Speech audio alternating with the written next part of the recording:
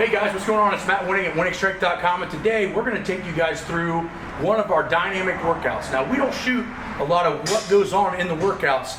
I feel a lot of times that needs to be situated and put towards online coaching and things like that. But today, we thought we would show you what goes through my mind when we make a dynamic day for legs. So let's get to it.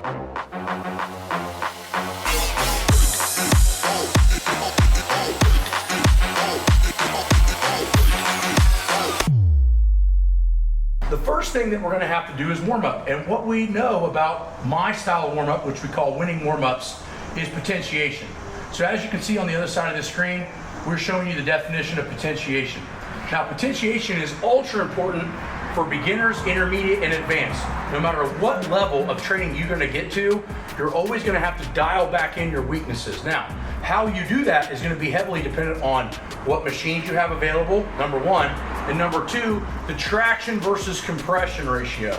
And that's what you don't hear a lot of people talk about. So let's look at what we're going to do today. We're going to be watching videos while I'm talking.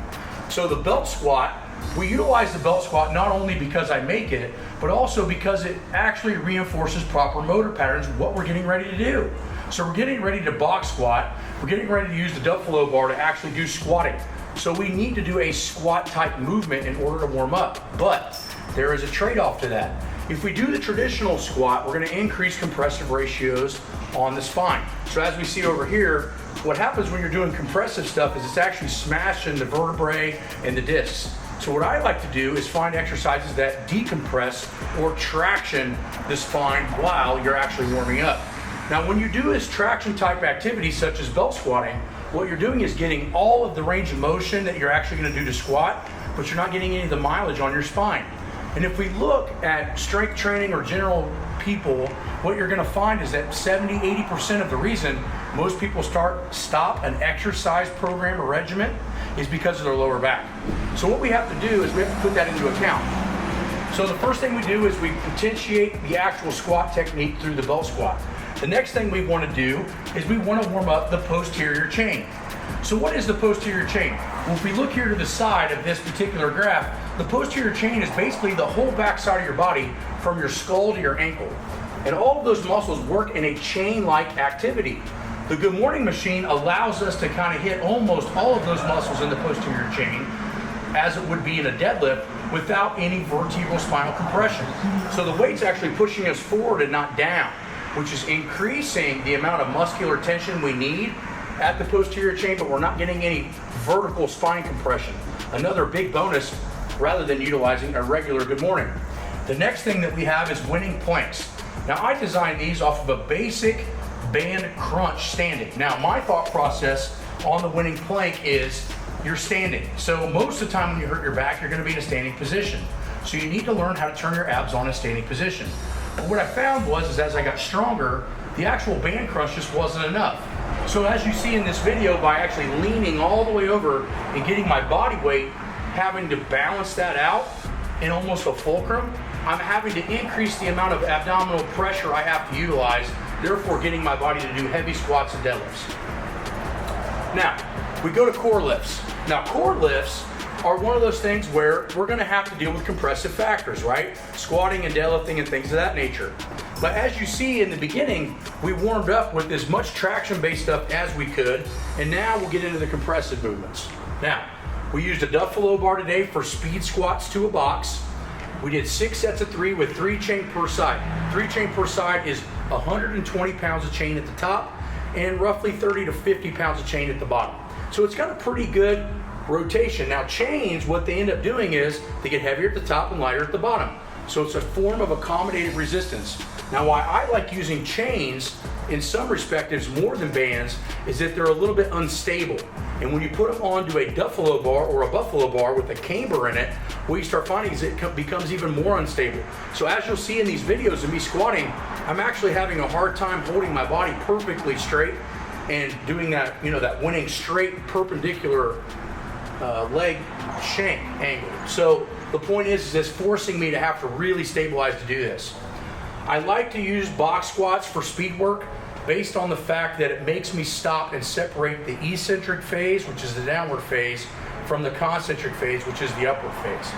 Now, what that does is it makes me have to create a lot of power from a dead stop. Now, if I were to just free squat, that would be an advantage too, and we also use those for speed work. But the box squat, in my opinion, if done correctly, actually helps the free squat tremendously. It's almost like, think of it as, is it easier to bench press touch and go or with a pause? Well, we all know the touch and go is a lot easier, and if you're box squatting correctly, it should be like a paused bench press as far as the difficulty. The next thing you're gonna go to that you're not gonna see very often on speed day is we didn't really use deadlifts for speed. We did a snatch grip deadlift, which is a wider hand position, way outside of the rings, pretty hard to get to if you're inflexible like myself, and that works the upper, back, and posterior chain tremendously. Not only that, it works your hands insane amounts. The point is that the snatch grip deadlift I like to use for 4 or 5 sets of 5, and we do it in a progressive stance.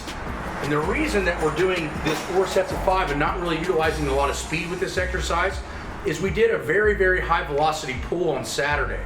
So what I find is that you have to really, really heavily modify your deadlifting when you're doing deadlifts twice a week. Now, if you're just a general fitness person or tactical, I would not suggest doing this much deadlifting for the main sake that you just have too much compression going on in the same workout, okay? So now that you have an idea of what we've done for the major core lifts, let's go to accessories. Accessories have some of the same feel that the warm-ups do. Of course, we're not potentiating because we're not going to do accessories to warm up for another movement, but what we are doing is tying in the weakest links. So what I want you to understand is that in accessories, weak links or your weakest muscle groups need to be the main factor. So for most of us that was training with us today, the hamstrings and lower back and glute activation is going to be an issue, and that's going to be a limiting factor for about 90% of you watching this video. So if you're not doing a lot of posterior chain work, i.e. hamstring and glutes, you're probably leaving a lot of pounds on the floor or in the squat rack. The next thing that we utilize a ton of, especially for tactical general population, is grip strength. Now, having insanely strong grip is not only awesome for everything you do outside of the actual gym, like in normal life, but it's also a measurement of aging. So if you can squeeze something really, really strong, chances are your entire body is insanely strong. You don't see people with insanely strong hands that have weak bodies. It's kind of weak hands, weak body. So they actually use grip machine testing in the old Soviet Union to base when and how they should train. So we use a lot of hand positioning and hand strengthening in order for us to not only be able to actually lift what we say we can lift, because as we know, I'm not a huge fan of straps other than occasionally in training, but also it just makes everything you do transferable. So I hope this video gives you an idea of how to think and how to attack your dynamic days or any leg days that you do. Make sure you're thinking traction versus compression. Make sure weaknesses are a huge issue when you're laying out what you're gonna do, as you saw in the video today.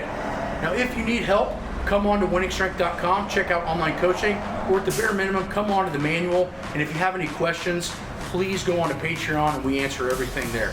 Talk to you guys later.